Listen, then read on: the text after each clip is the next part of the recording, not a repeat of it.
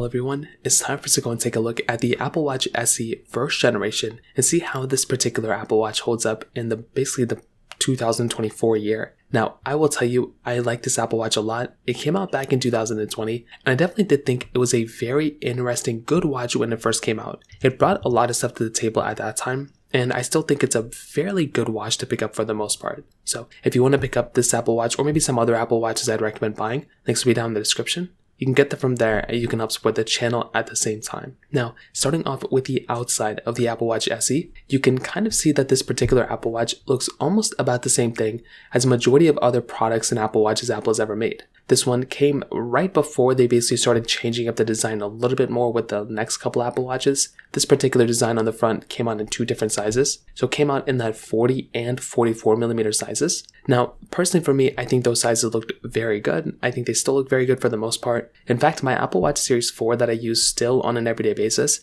I don't really have too many complaints with it. I still think it looks pretty good and it's in the same exact size as the Apple Watch SE 1. So I wouldn't really freak out about that too much, and I still think the design and the way these Apple Watches still look very, very good in this day and age. So that right there, without a doubt, gets a thumbs up for me for sure. On the side, you can see we have our digital crown and we have that little power button or the side button as well. Nothing super insane, just two buttons we can basically click on and off. So that's like a cool thing we have right there too. On the back side, we have our wireless charging pad, which is still compatible with all the other Apple Watches as well. So from the first Apple Watch all the way up to the latest Apple Watch Apple has made, we basically are getting the same type of capability and the same type of charging, which I think is genuinely very awesome. So that right there also is not like that big of a complaint for me. I think this Apple Watch holds up well because all the other accessories still hold up well with this particular watch as well. So that right there gets a thumbs up for me, but we are also getting the band selection from this Apple Watch as well. Now, I love this Apple Watch because of the bands that we can get and kind of replace. So that is something that I love on all my Apple Watches.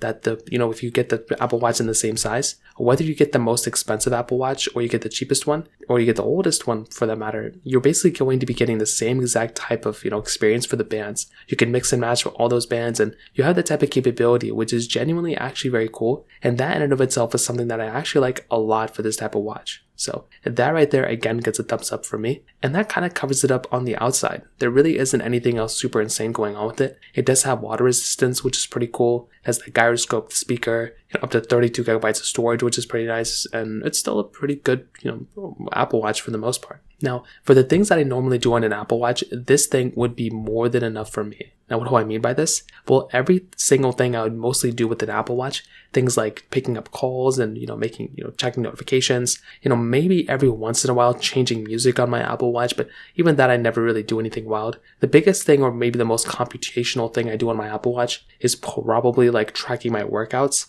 When I'm running, whenever I'm working out, I like having my Apple Watch because it does help me track it a little bit better. But beyond that, I don't really do anything wild on my Apple Watch, and my Apple Watch Series 4 is still plenty enough for me from that perspective. However, with my Apple Watch, SE first generation, this is also a very good Apple Watch that you can buy that you can still have everything, that you can basically throw everything onto it. The thing with the Apple Watch, SE 1 is that with its S5 chip inside, you are basically set for a long period of time in terms of performance. This is a really good thing because if you're buying something like this particular Apple Watch, you're going to be getting a very good performing Apple Watch for a long period of time. And that's something I like a lot. So if you're going to go ahead and buy this Apple Watch, you're not really going to feel like you have an old, outdated watch for the most part. Because one, the chipset's still good, and two, the performance, like the software is still there. The software, it's still supported with software. So those are just a few things as to why I think the Apple Watch SE 1 performance-wise is still holding up very well. And I think the body of this thing holds up well too. Like, the way I would kind of sum this whole thing up is that yes, for the duration of 2024,